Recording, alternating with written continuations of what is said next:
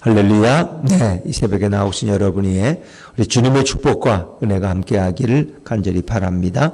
자, 오늘 시편의 두 번째 시인 이 편은 우리가 대관식 시 혹은 왕들의 시라고 그렇게 부릅니다. 남왕국 유다의 역사에서 다윗의 아들들이 후손들이 왕이 될 때에 그들이 이 대관식 시를 낭송하게 했다는 것입니다. 이 배경은 다윗 왕이 복궤를 다윗성으로 모셔놓고 나단 선지자를 통해서 하나님 앞에 기도합니다. 하나님, 제가 이렇게 하나님의 복궤를 여기에 모셨지만은 사실은 제대로 된 모실 만한 공간이 없습니다. 제가 주님이 편히 쉬실 수 있도록 제가 성전을 건축하겠습니다 라고 이렇게 하나님 앞에 간구했습니다. 근데 하나님이 이제 그것을 허락하지 않으셨어요. 왜냐하면 너의 손에는 전쟁으로 인한 많은 피가 묻어 있다는 거예요. 그리고 너의 아들 때에 그 일을 하게 될 것이다 하는 거예요.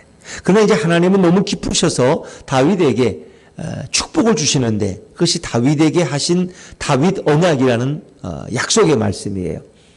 너에게서 난 아들이 그 일을 하고 그리고 너의 후손들이 왕위에서 끊어짐이 없을 것이다.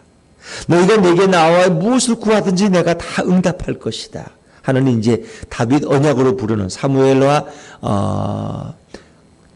7장 4절부터 17절까지의 긴 말씀입니다만은 그것을 나단을 통해서 하나님이 주시는 거예요. 근데 그 중에 이제 중심된 말씀이 나는 그에게 아버지가 되고 그는 내게 아들이 되리라.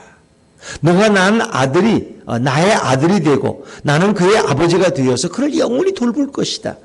그리고 이 나라는 영원할 것이다. 이제 그런 다윗에게 하나님이 놀라운 축복을 약속하셨어요. 이제 그것을 궁중 시인들이 그것을 개조해서 이제 이스라엘 남왕국 유다의 왕들이 세우실 때마다 대관식이라는 건 왕을 세우고 우리 대통령 취임식과 같은 거예요. 왕들을 세울 때 왕의 아들이 왕이 될 때 이제 그 시를 선포한 거예요. 그러니까 왕의 모든 권위는 누구로부터 온 거예요? 하나님으로부터. 그리고 왕은 누구의 아들이에요? 하나님의 아들이라는 거예요. 하나님의 아들. 이제 그것을 선포하는 거예요. 그리고 왜냐하면 남왕국 유다는 신정왕국이에요.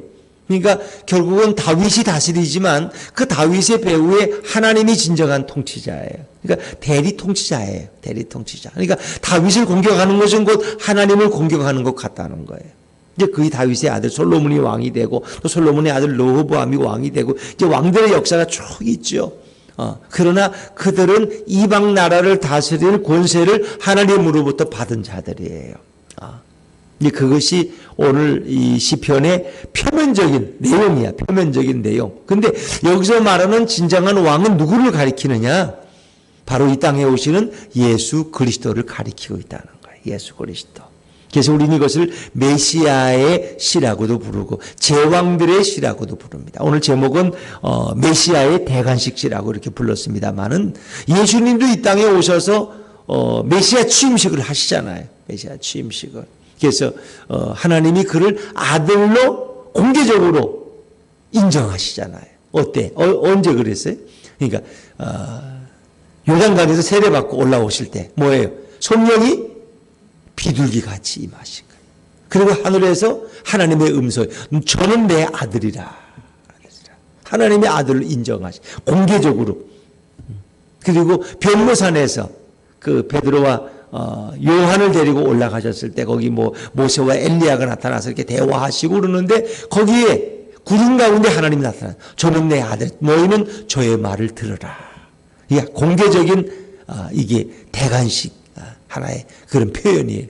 그리고 예수님이 부활하심으로 우리의 영원한 왕이심을 만천하에 공개하게 되는 거죠. 그래서 표면적으로는 왕들의 대관식이지만 내면적으로 이면적으로는 이 땅에 오시는 예수 그리스도가 우리의 메시아요.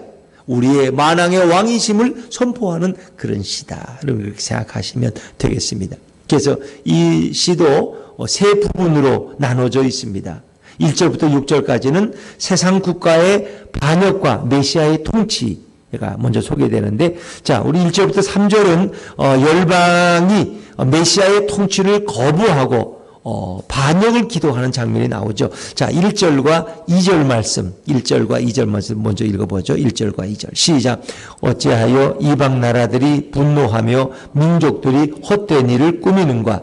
세상의 군왕들이 나서며 관원들이 서로 꾀하여 여호와와 그의 기름 부음 받은 자를 대적하며. 표면적으로 보면은 이제 시인의 이 고백을 보면 어찌하여 이방 나라들이라는 것은 남왕국 유다를 둘러싼 모압, 암몬, 에돔, 또 블레셋 이런 나라를 가리키는 거죠. 이제 이런 나라들이 분노하고 막 분을 일으키고 그리고 헛된 일을 꾸하나요. 그러니까 해봐야 별 도움도 안 되는 일들을 그들이 꾸미는 거야. 우리가 왜 언제까지 남왕국 유다의 통치를 받아야 되느냐? 우리가 다윗의 통치를 언제까지 받을 거냐? 우리가 연합해가지고 다윗을 치자, 이스라엘을 치자 이런 헛된 음모를 그들이 꾸미는 거예요. 그래서 2절에도 세상의 군왕들이 나서며 관원들 이것은 다 이방의 왕들을 가리키는 거예요. 그래서 그들이 여호와와 그의 기름 부음 받은 자를 대적했다. 그래서 그들이 종종 반란을 일으키죠. 그러면 또 하나님의 능력을 의지해서 그 모든 것을 평정하는 거예요. 그래서 열방이 메시아의 통치를 거부하는 그리고 반역을 기도하는 장면들을 나왔죠. 이제 거기에 대해서 하나님은 메시아 통치의 합법성을 선포하시는 거예요. 근데 이제 놀랍게 이 2절의 말씀은 나중에 사도행전 4장 27절에 가면은 이것을 베드로와 요한이 인용합니다. 베드로와 요한 공중 앞에서 공회 앞에서 그들이 말씀을 전할 때 이 말씀을 인용해요. 다시 말하면 이 땅에 오신 메시아 예수 그리스도를 저들이 알아보지 못하고 저들이 이방의 지도자들이 거기에 대해서 반역을 꾀했다는 거죠. 그래서 사도행전 4장 10절에 보면 이제 과연 헤롯과 본디오 빌라도는 이방인과 이스라엘 백성과 합세하여 하나님께서 기름 부으신 거룩한 종 예수를 거슬렀다는 걸 뭐예요? 그를 거부하고 저항한다는 거예요. 결국은 뭐예요? 헤롯 왕도 그러했고 빌라도도 그렇고 다 예수님을 십자가에 죽이는데 그들이 다 일조한 사람들이에요. 그들이 힘을 합쳐서 메시아를 거역했다는 거예요. 이제 그런 내용들이 여기에 이렇게 구약과 신약이 연결되는 거죠. 그리고 그들이 하고자 하는 일들이 뭐냐? 하나님의 통치를 벗어나려고 했다는 거예요. 자, 3절입니다. 3절 시작. 우리가 그들의 맹것을 끊고 그의 결박을 벗어버리자 하는도다. 이 얘기는 바꿔 말하면 우리가 언제까지 남왕국 유다의 통치를 받을 거냐? 저들이 섬기는 하나님의 통치를 받을 거냐? 그 통치의 그 끈을 끊어버리고 그 결박을 우리가 끊어버리고 우리가 스스로 독립적으로 살아가자 이렇게 생각하는 거죠. 그래서 그들은 남왕국 유다의 통치를 벗어나려고 무던히 기회만 되면 이렇게 연합하고 모의하는 이런 장면들을 우리에게 보여주고 있는 거예요. 또 우리 인간들은 어떻습니까? 아담과 하와는 하나님의 다스림과 통치 안에 있었지만 결국 그들은 뭐예요? 선악과를 따먹음으로 하나님의 다스림을 받기 싫다는 거예요. 우리가 언제까지 하나님의 지시만 받고 살 거냐? 난 독립적으로 살고 싶어. 그래서 마치 둘째 아들이 재산을 달라 그래가지고 아버지 집을 떠나서 난 아버지 지시 받기 싫어. 내 마음대로 살고 싶어. 재산을 달라고. 유산을. 이제 그런 얘기들이 다 일맥상통한 거예요. 그럼 저와 여러분은 예수님의 통치를 받는 걸 좋아할까요? 싫어할까요? 뭐 답변은 두 가지죠. 근데 우리는 이제 좋아한다고 말하겠지만 또 대부분 싫어해. 그럼 우리가 예수님께 물어봐야 돼. 내가 내 인생 내가 사는데 내가 하고 싶은 대로 사는 거지 뭐. 내 돈 가지고 내가 쓰는데 뭐 예수님이 할 말이 뭐 있어. 그 사람들은 하나님의 통치를 자꾸 거부해. 뭘 하나님이 우리를 만들었어. 다 우리는 원숭이에게서 왔는데 하나님의 범위를 떠나려고 그래. 우리는 인간들은 자꾸 그런 성향이 있다는 거예요. 그리고 오히려 그것이 사단의 꾀임에 빠지는 걸 몰라요. 그럼 우리가 하나님을 떠나면 영원한 자유인이냐? 아니라는 거예요. 그 떠나는 순간부터 사단의 종이 된 거예요. 사단의 노예. 근데 하나님은 우리를 종으로 여기지 않아. 하나님은 우리를 뭐라 그랬어요? 자녀라는 거예요. 하나님은 우리의 아버지고. 그렇죠. 그런데 사단은 우리를 종으로 여겨. 그걸 비참하게 끌고 다니다가 결국 지옥으로 던져버리는 게 사단과 마귀들의 일이에요. 인간이 그 어리석은 거야. 그 부모들의 말이 맞잖아. 너 그 나쁜 친구도 사귀면 안 된다. 아빠, 뭐 친구도 마음대로 못 사귀어요. 다 좋은 애들이 괜찮아요. 근데 아빠가 보면 벌써 걔는 빗나가는 애인데. 그래서 강남 따라 뭐 친구 따라 강남 간다. 그러다가 그 집 나가는 애들도 많고. 공부 잘하는 애들이 친구 잘못 만나가지고 그냥 일진에 들어가지고 신세를 망치는 애들도 있고 경찰서에 드나드는 애들도 있고. 되게 아이들은 또 부모 자손을 싫어해. 부모가 뭘 안다고. 꼰대지 꼰대. 우리는 우리의 인생이 있는 거야 이렇게 하는데 결국 그 부모의 말이라는 게 자식을 생각해서 돌보는 건데 아이들은 그것도 벗어나려고 그런다. 참 어렵죠. 근데 우리 인간의 속성에도 하나님의 통치와 다스림을 벗어나려는 속성이 있어요. 내 마음대로 살고 싶은 거야 내 마음대로. 그게 어려운 거죠. 근데 하나님은 그걸 다 아셔요. 그래서 4절에 하늘에 계신 이가 웃으심이여 주께서 그들을 비웃으시리로다. 너희들이 나를 벗어나 나의 대리자의 통치를 벗어나려고? 하나님이 그냥 두시지 않죠. 결국 어떻게 하는 거예요? 자, 5절과 6절 말씀. 5절과 6절 시작. 그때에 분을 바라며 진노하사 그들을 놀라게 하여 이르시기를 내가 나의 왕을 내 거룩한 산 시온에 세웠다 하시리로다. 하나님이 선포하시 하나님이 진노하시고 그들을 놀라게 하시는 내가 나의 왕을 내 거룩한 산 시온에 세웠다. 그게 바로 다윗이고 솔로몬이고 그의 후손들이 표면적으로 보면. 근데 그분이 누구예요? 이 땅에 오시는 메시아 예수 그리스도.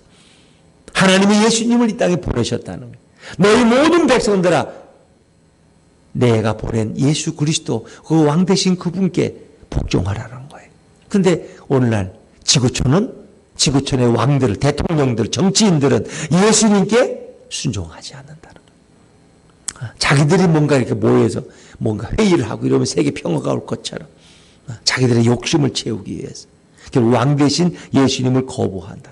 우리 인간들이. 그럴 때 결국 뭐예요? 하나님이 진노하시는 거예요. 하나님이 진노하. 하나님이 콧바람을 한번 훅 하고 세시면은 허리케인이 일어나가지고 미국 같은 게 허리케인이면 자동차가 막 날아가고 집이 집채로 그냥 날아가 바람에. 그렇게 허리케인이 세요. 뭐 사람이 죽는 건 말할 것도 없고 하나님이 한번 진노하면 쓰나미가 일어나면 한 도시 전체가 물에 다 쓸려 내려가고 지진이 나면은 뭐 한 도시 전체가 지하로 사라져 버리고 뭐 이런 일들이 뭐 또 이렇게 그리스의 그 관광지에 불이 나가지고 서울 면적의 3배나 되는 넓은 지역이 다 불바다가 돼서 온통 그냥 10번 완전히 그분들의 표현은 이게 종말이라는 거야. 이 종말이 오면 이렇다는 거. 왜? 온 세상이 다 시뻘겋게 불타고 있으니까 갈 곳이 없다는. 이게 종말. 우리는 이제 경험을 못해서 그렇지. 우리도 뭐 동해안 쪽에 영동 지역에 불이 났을 때 그게 맨날 며칠을 탈 때 그 엄청난 비. 뭐 더 크죠 거기는. 그리고 터키의 불도 아직도 꺼지지 않고 계속 타오르고 있는. 그 배후에 누가 계시냐. 누가 계시냐. 결국 인간들이 하나님의 통치를 벗어나려고 그러고 하나님을 거부하고 저항할 때 결국은 하나님이 진노하시고 분을 바라신다. 분을 바라신다. 그 인간은 그런 경고를 받고 깨닫고 회개해야 돼. 우리가 잘못했구나. 우리가 진화론만 주장하고 하나님의 창조의 원리를 거부하고 하나님의 창조 질서를 깨트리는 일을 우리가 앞장서서 인권이라는 이름으로 권익이라는 이름으로 앞장서서 위정자들이 하고 있잖아요. 대통령, 국회의원들이 하고 있고 하나님이 그걸 기뻐하지 않는. 자, 이제 그리고 7절부터 9절까지는 메시아를 합법적인 왕으로 인정하는 그런 의정서라 이제 이 정치인과 정치인 사이에 이렇게 합법적인 조약을 의정서라 그러는데 이제 하나님이 메시아의 의정서를 우리에게 이제 선포하시는 그런 내용이 7절부터 9절까지 나와요. 자, 우리 7절은 먼저 한번 읽어볼까요? 7절입니다. 시작. 내가 여호와의 명령을 전하노라. 여호와께서 내게 이르시되 너는 내 아들이라. 오늘 내가 너를 낳았도다. 오늘 너를 내가 낳았도다. 이게 이 땅에 오신 메시아를 하나님이 당신의 아들로 인정하시는 거야. 우리는 이것을 의정서라고 불러요. 인정하시는 거예요. 근데 이게 이러지 않으면 오해할 수 있어요. 내가 오늘 너를 낳았다 그러면 예수님은 하나님이 창조하신 존재인가? 이렇게 생각할 수 있어요. 근데 그런 의미는 아니에요. 그런 의미는 아니에요. 이 땅에 오신 예수님을 하나님의 아들을 공개적으로 인정하시고 선포하시는 것이지, 부모가 자식을 낳듯이 그렇게 하나님이 예수님을 낳은 거, 출산한 건 아니에요. 예수님은 피조된 분이 아니라 예수님도 하나님과 동등한 신적 권세를 가지고 성부, 성자, 성령은 이미 세상이 창조되기 전부터 함께 계셨고 그 세 분이 세상을 창조하신 거예요. 그런 표현을 여러분이 이해하세요. 그래서 하나님께서 예수님을 변모산에서 저는 내 아들이라 너희는 저의 말을 들으라 하는 이제 그런 거죠. 공개적으로 선언하시는 거예요. 이제 그것이 왕으로 이제 세우실 때 이런 메시아를 세우시는 하나님의 음성을 대신 이제 왕들이 선포함으로써 자신에게 어떤 하나님의 권위가 있다는 것을, 하나님의 아들로서의 권위를 이제 드러내는 거죠. 자, 그러나 이 모든 것은 결국 예수님이 메시아로서 이 땅에 오셨을 때 그를 왕으로 인정하시는 하나님의 선언이다. 자, 8절 9절 말씀, 8절 9절 말씀 같이 읽죠. 시작. 내게 구하라. 내가 이방 나라를 내 유업으로 주리니 내 소유가 땅끝까지 이르리로다. 내가 철장으로 그들을 깨뜨리며 질그릇같이 부수리라 하시도다. 내게 구하라. 내가 이방 나라를 내 유업으로 주리니 내 소유가 땅끝까지 이르리로다. 이것은 이제 구약의 왕들에게도 이런 기도가 해당되지만은 결국 예수님은 어떤 분이 만왕의 왕이세요. 예수님 하나님 앞에 기도하셨죠. 대화하시고 결국은 이 모든 세상을 다스릴 분이 바로 예수님이 메시아이다. 그분은 만왕의 왕으로 오신 분이다. 그분은 이제 우리가 이중 성격이라 그러는데 이 땅에 오신 예수님은 자비로우신 분이야. 죄인들을 품으시고 죄인들의 죄를 용서하시고 그들을 안아주시고 위로하시는, 그렇죠? 그런 예수님, 자비로우신 예수님. 그러나 메시아에게는 또 한 가지 다른 면이 있어요. 그건 뭐 심판자로서의 권세가 있다. 심판자로서. 그래서 9절은 바로 메시아의 심판자의 권세를 말합니다. 내가 철장으로 그들을 깨뜨리며 질그릇같이 부수리라 하시도다. 그러니까 예수님이 다시 오실 때, 두 번째 그분이 다시 재림하실 때는 어떤 거예요? 우리를 데리러 오시지만 그분은 심판자로 오시는 거예요. 심판자로. 특별히 이 말씀이 계시록에 3번 소개된다는 거 아세요? 그래서 계시록 시대에 로마의 그 황제들이 기독교인들을 핍박할 때 기독교인들은 움츠려 살고 핍박을 당하고 생명을 잃고 감옥에 끌려가고 나약할 때, 너무 두려움에 빠져 있을 때 결국 사도 요한은 반모섬에서 기록한 편지를 전 세계에 있는 그리스도인들에게 보냄으로써 이 땅에 오신 예수님이 어떤 분인가를 소개합니다. 그래서 계시록 19장 15절에 보면은 그분 예수님이 오시는데 그분은 어떻게 백마를 타고 온 전사의 모습으로, 그리고 많은 백마를 탄 천군 천사를 거느리고 오시는데 그의 입에는 예리한 검이 있고 그분은 만국을 치리할 것이고, 그리고 그분은 철장으로 만국을 다스린다. 철장이라는 건 뭐예요? 쇠몽둥이. 그런 권위와 능력을 가지고 오신다는 거예요. 그리고 그분은 진노의 포도주를 밟을 것이라는 거예요. 백마를 타고 온 전사의 모습. 그리고 그분은 피 뿌린 옷을 입었다는 거예요. 피 뿌린 옷은 하나님의 그 말씀이라. 그리고 그분의 이름은 충실과 진실이라. 이렇게. 계시록 19장. 이제 그것은 고난받는 그리스도인들에게 재림하시는 그 메시아, 그 예수님이 어떤 모습으로 올 것인가를 보여주는 거예요. 그러니까 우리는 이 땅에 오시는 재림의 주 예수님이 나약한 분만이 아니라는 거예요. 그분은 사랑만 많은 분이지 아무런 힘도 없는 무기력한 분이 아니라는 거예요. 그분은 철장으로 모든 세상을 다스릴 수 있는 분이에요. 진노의 포도주틀을 밟을 수 있는 거예요. 하나님이 조금만 이렇게 해도 사람들은 못 견디잖아요. 못 견뎌. 근데 그걸 깨닫지를 못하기 때문에 결국 그걸 누가 우리가 알려줘야 돼? 우리가 알려줘야 돼. 우리가 알려줘야 돼. 그리스도인들이 바로 우리가 여호와께로 돌아가야 된다. 우리가 예수께로 돌아가야 된다. 주의 이름을 부르는 자마다 구원을 받는다는 것을 알려줘야 돼.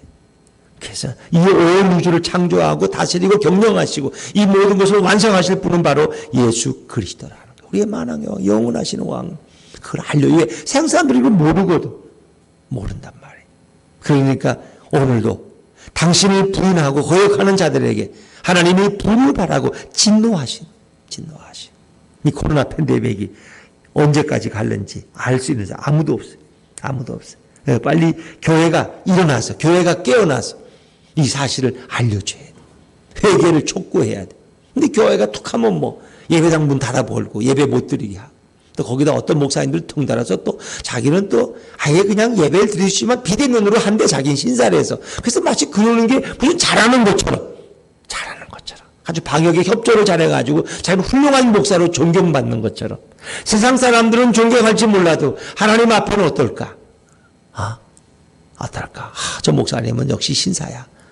저렇게 예배도 안 드리고 아주 다 비대면으로 예배 드리면 참 훌륭하신 분이라고 칭찬받을지 모르지만, 하나님은 그들이 흩어져서 얼마나 그들의 가정에서 줌으로 예배를 제대로 드리고, 어떤 분들은 뭐 그냥 설교문을 원고로 적어가지고 메일로 보내고 이거 읽고 오늘 예배 끝냈다는 거. 그 가족들이 모여가지고 메일로 보낸 거 한 장 읽고 끝나면 그게 예배야, 그게? 그게 예배야? 그리고 한 주가 지나가. 그러고도 그냥 괜찮다는 거. 그 세상을 그렇게 하면 뭐 세상이 그렇게 알아줘요? 툭 하면 교회가 맨날 방역에 실패한데 교회라고 맨날 언론들은 뒤집었어요. 근데 하나님이 보실 때는 이 지구촌이 너무나 교만에 빠져. 하나님을 부인하고, 창조주 하나님을 부인하고 진화론에 깊이 빠진 이들, 하나님은 과연 그들이 어떻게 돌아오기를 원하실까 하는 거예요. 그러니까 하나님은 권세와 능력이 있으시다는 거예요. 그래서 우리는 결국 어떻게 해요? 하나님께로 돌아가야 돼. 메시아이신 예수 그리스도께 우리는 순종해야 돼. 자, 그 그리스도라는 말은 메시아라는 기름 부음 받은 자라는 뜻이고, 바로 이 땅에 오신 예수님은 메시아의 삼중직을 다 가지고 계신다는, 그분은 왕, 다음에 선지자, 제사장. 그래서 예전에 기름 부음 받는 직은 왕인과 선지자와 제사장이다. 근데 예수님은 왕으로서, 선지자로서, 제사장으로 이 땅에 오시고, 또 하나님과 인간 사이를 이어주는 중보자로서 이 땅에 오신 거죠. 자, 이제 우리는 어떻게 해야 돼? 자, 우리가 할 일이 이제 10절부터 12절까지 소개됩니다. 경고의 말씀이에요. 경고의 말씀. 자, 10절과 11절, 10절과 11절 시작. 그런즉 군왕들아, 너희는 지혜를 얻으며 세상의 재판관들아, 너희는 교훈을 받을지어다. 여호와를 경외함으로 섬기고 떨며 즐거워할지어다. 여호와를 먼저 경외해야 돼. 이 재난을 멈추는 길은 여호와를 경외하고 여호와를 섬기고, 섬기다는 건 예배해야 돼. 떨며 즐거워해야 돼. 떨며 즐거워. 교회는 이 말씀, 세상 사람이 듣지 못하는 이 말씀을 세상에 전해야 돼. 근데 전하기는커녕 요즘 전도하는 교회도 별로 없잖아. 길거리 나가면 또 그게 비난받는 일과. 우리 예수본 교회도 그냥 동탄 호수공원에서 이렇게 찬양하다가 그것도 못하고.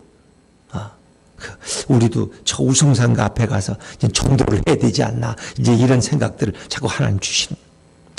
그게 두려워서 못하고 있는가. 사람들에게 하나님에 대해서, 예수님에 대해서 알려주어야 되는데 우리가 다 벙어리가 돼서 입을 다물고 있어. 이제는 온 인류가 여호와를 경외하고 그분을 섬기고 예배하고 그분의 앞에서, 그 권세 앞에 떨며 그분을 즐거워할 수 있어야 돼. 자, 또 한 가지는 12절입니다. 12절 같이 읽죠. 시작. 그의 아들에게 입맞추라. 그렇지 아니하면 진노하심으로 너희가 길에서 망하리니 그의 진노가 급하심이라. 여호와께 피하는 모든 사람은 다 복이 있도다. 아멘. 그의 아들에게 입맞추라. 입맞추라. 그러니까 어떤 정복자가 오면은, 정복당한 그 나라의 왕은 정복한 왕의 손에 입을 맞추는 거예요. 그건 우리는 당신의 영원한 종이 되겠다. 당신의 통치를 우리가 받아들이겠다는 거예요. 그러니까 우리가 결국 뭐예요? 예수 그리스도 앞에, 만왕의 왕이신 그분 앞에 우리가 무릎을 꿇어야 돼. 그분에게 복종을 약속해야 돼. 만약 그렇지 않으면 진노하심으로 너희가 길에서 망하리니 그의 진노가 급하심이라. 여호와께 피하는 모든 사람은 다 복이 있도다. 오직 예수님의 품만이, 여호와께 피하는 사람만이 안전하게 보호함을 입을 수 있고 그가 복된 자다. 어찌 보면 오늘 이 시대를 우리에게 표현하는 말씀, 하나님의 진노의 손이 아직도 이 땅을 향하고 있다는 것입니다. 결국 그 길은, 피하는 길은 온 백성이 여호와를 경외하는 길밖에 없다. 그리고 그 하나님의 통치를 받아들이고 그 앞에 우린 입을 맞추는, 그런 복종을 다짐하는 예식이 아들에게 입 맞추는 거예요. 그의 아들에게, 그의 아들은 누구예요? 예수님께 하나님의 아들로 오신 예수님께 입 맞추라는 거예요. 표면적으로는 이 구약 시대에 이것이 선포될 때는 이방의 왕들이 바로 다윗의 후손인 그 남한국 유다 왕들에게 와서 복종을 맹세하고, 그리고 이스라엘 백성이 섬기는 그 하나님 앞에 그들이 충성을 맹세해야 돼. 그러나 이 말씀은 지금 이 시대에는 우리에게는 예수 그리스도, 만왕의 왕이신 우리의 메시아이신 예수 그리스도에게 우리가 예배하고 경배하고 그분에게 충성을 다짐하는 그런 거죠. 그분의 삶, 그분에게 우리를 복종시키는 그 사람이 바로 복이 있는 사람이다. 그렇습니다. 하나님과 메시아에게 굴복하고 그를 섬기는 길만이 무서운 진노와 재난에서 벗어나는 길이고, 그것이 바로 복받는 인생이다. 가장 지혜로운 인생은 하나님을 경배하는 거예요. 그의 아들로 이 땅에 오신 예수 그리스도를 인정하고 그를 영접하고 그와 동행하는 것입니다. 이것이 성경이 말씀하고 있는 진리 중에 진리입니다. 오늘 이 시대 사람들은 예수님을 몰라요. 결국 여러분들이 공개적으로는 하지 못할지라도 내가 기도하고 누군가에게 예수님을 믿어야 돼. 예수님을 왜 믿어야 되는지, 그가 왜 이 땅의 통치자요 만왕의 왕이신지를 우리가 증거하는 이런 사명자로 저와 여러분들을 세워주셨습니다. 그래서 교회는 조금만 지나면, 빨리 끝나면 그때 마음대로 예배할 수 있잖아. 조금만 참자. 전도도 좀 참고 우리가 좀 하고 싶은 것도 참고, 물론 참고 방역도 해야 되죠. 중요하니까. 그러나 우리가 침묵하고 있다면, 우리가 벙어리가 된다면, 이것이 장기적으로 될 때에 교회는 교회대로 쇠퇴되고 복음을 전하는 일도 줄어들 것이고, 이 진노는 끝나지 않을 것이다. 끝나지 않을 것이다. 이것이 앞으로 더 어떻게 진짜 아무도 알지 못하는 거죠. 오늘 우리가 깨어있는 우리가, 주님의 음성을 듣는 우리가 할 일은 바로 이 땅에 오신 메시아를 전하는 것이다. 그분은 권세와 능력이 있어서 철창으로 모든 것들을 깨뜨리고 질그릇같이 부수실 수 있는 분이 바로 메시아 예수님이시다. 자, 오늘 그 권세와 능력이 있고 사랑이 있으신 그 예수님을 우리 구주로 모시고 그 주님과 동행하는 여러분과 저의 하루가 되시기를 주의 이름으로 축원합니다.